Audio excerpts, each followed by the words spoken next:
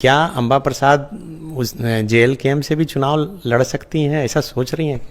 वो लोगों के पक्ष में हमेशा रहे। जब लोग बोलते थे कूद जाओ तो कूद जाते थे।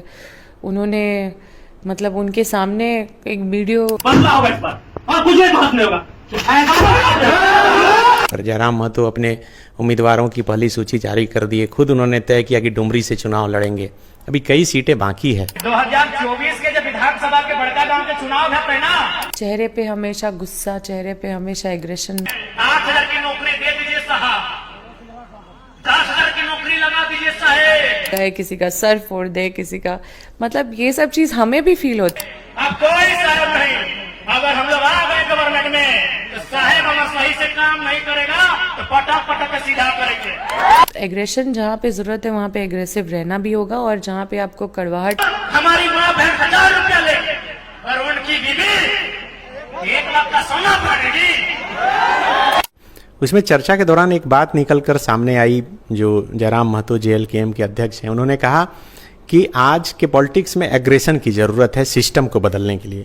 आप क्या मानती हैं? क्या आप भी मानती हैं कि एग्रेशन से ही सब कुछ हो सकता है, सिस्टम में बदलाव हो सकता है? देखिए, एग्रेशन तो ज़रूरी है।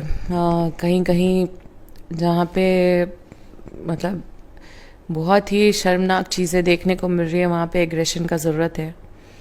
जहाँ पे थोड़ा कड़वाहट भी पीना पड़ता है, वहाँ पे बर्दाश्त करने का भी ज़रूरत है, क्योंकि आप बर्दाश्त भी कर रहे हैं ताकि लोगों का काम आप करवा सकें।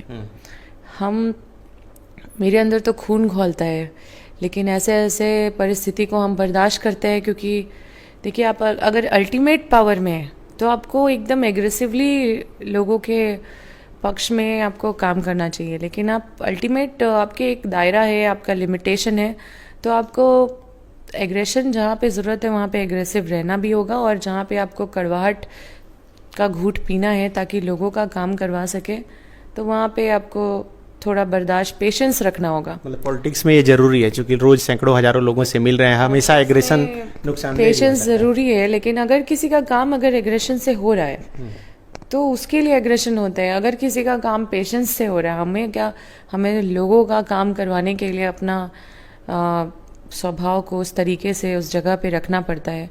हम अपने पर्सनल गुस्से को और अपना जो, जैसे हम कई बार कई चीज़ लगाए, किसी का सर फोड़ दे, किसी का मतलब ये सब चीज़ हमें भी फील होता है। लेकिन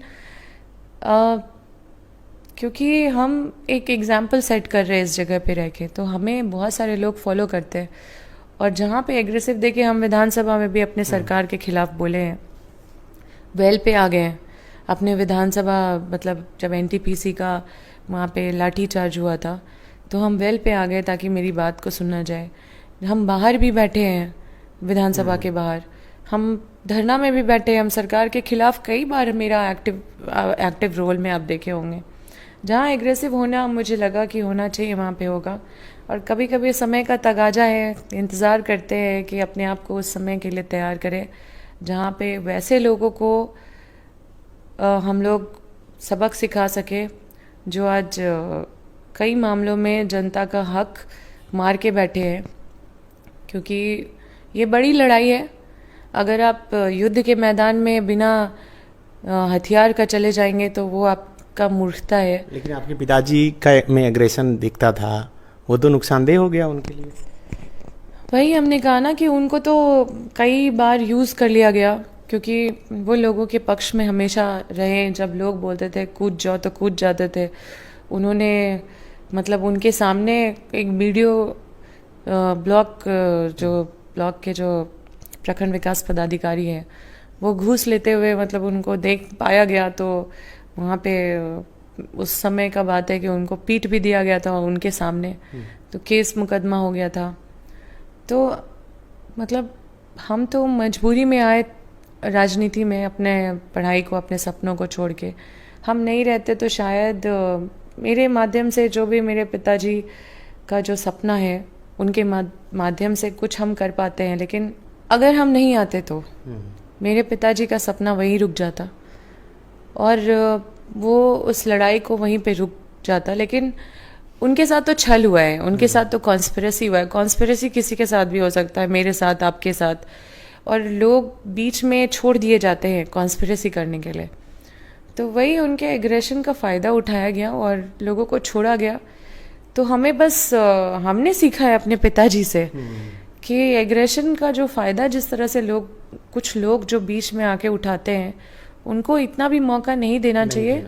इसी सत्र में चर्चा के दौरान ये भी बात आई कि एग्रेशन से ज़्यादा प्रोग्रेशन पर ध्यान देना चाहिए। एग्रेशन भी ज़रूरी है, बहुत ज़रूरी है, लेकिन आपको ये समझना होगा कि आप कितने एग्रेसिव हो सकते हैं और कब और कहाँ। हर समय हम हर किसी को चेहरे पे हमेशा गुस्सा, चेहरे पे हमेशा एग्रेशन, वो स्वभाव से ना आपका कोई काम करेगा, ना कोई काम होगा, ना आप जनता के काम आएंगे। लेकिन हाँ, जहाँ पे आपको लड़ना है वहाँ पे आप अपने जनता के लिए देखिए हम खड़े हैं, तो किसी भी लेवल तक आप जा सकते हैं। बस आपको देखना है कि आप कितना रिस्क बियर कर सकते हैं, क्योंकि आप अगर जुनून के साथ चल रहे हैं तो आपको लंबा रहना होगा लोगों के साथ, ताकि आप लंबे पहाड़ी को मतलब पार कर सके, उनको पार करा सके। मुझे लगता है कि aggression is important, but one has to balance that. तो झारखंड में अभी चुनाव होना है, पार्टियां अभी तय कर रही है कि कौन कैंडिडेट होगा, कितने सीट पर लड़ेंगे।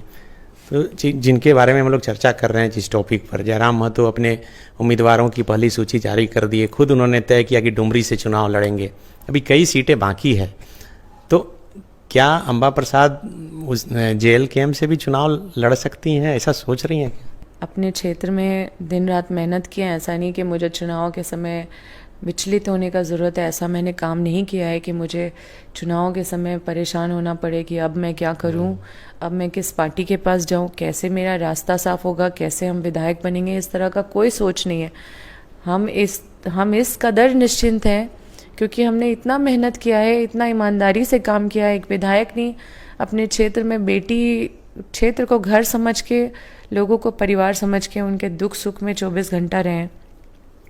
अब उसके बाद भी अगर कोई परिणाम होता है उसके लिए हम तैयार हैं, क्योंकि एक तसल्ली है मेरे अंदर कि हम ईमानदारी से अपना एक एक पल लोगों के ऊपर बिताएं।